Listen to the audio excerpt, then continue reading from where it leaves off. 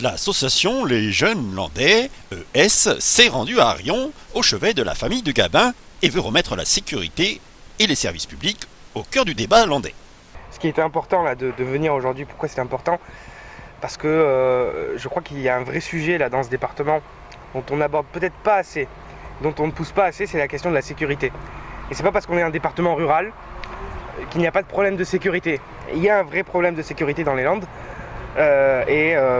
Trop souvent, des jeunes, des enfants se font percuter, se font violenter de toutes sortes de manières, par des véhicules, par des gens qui sont irresponsables de par leur comportement, et souvent qui ne s'arrêtent pas.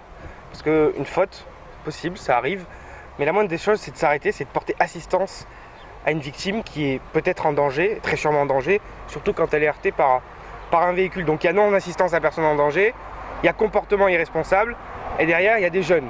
Et au nom de l'association, on recense beaucoup trop de cas comme celui-ci. On va pousser la question de la sécurité, on va imposer le débat de la sécurité dans le débat public au niveau du département.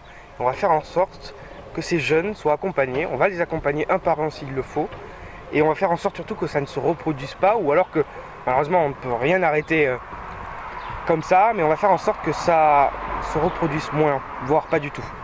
Donc en fait, l'association, vous avez un rôle de conseil auprès des familles, plus que des jeunes aussi. Donc, non, voilà. Oui, mais c'est plus qu'un rôle de conseil, c'est un rôle d'assistance. C'est un rôle aussi de porter la parole de cette famille, mais au-delà de ça, c'est de porter la parole de toutes les familles qui ont été victimes ou seront plus tard victimes de ces comportements parce qu'ils vont continuer si on ne fait rien.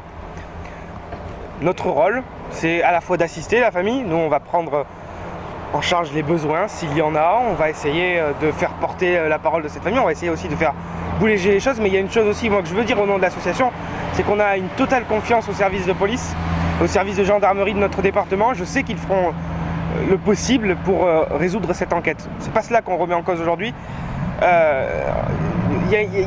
Dans cette affaire-là, il y a un sujet important, c'est que la maman, quand elle a appelé le SAMU, on lui a répondu « on n'a pas d'ambulance disponible ».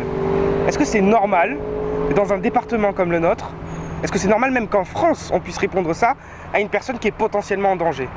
Une personne qui est aujourd'hui en sang, et on lui dit « on n'a pas d'ambulance, ramenez votre fils par vos propres moyens aux urgences ». On ne sait pas si c'est dangereux de le bouger, parce qu'il peut se casser d'un membre. Enfin voilà, la personne sort quand même d'une situation qui est dangereuse, et je trouve que c'est pas normal. Et là, je repose le débat aussi, la question des moyens des services publics dans notre département. Et on n'est pas épargné aussi. Il va falloir qu'on remette les choses en place, il va falloir qu'on dise les choses aussi dans ce département quand ça ne va pas.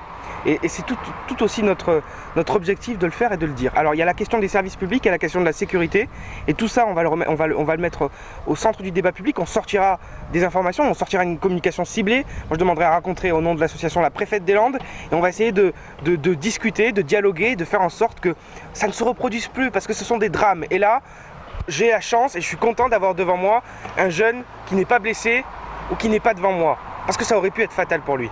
Et on ne veut pas en arriver là.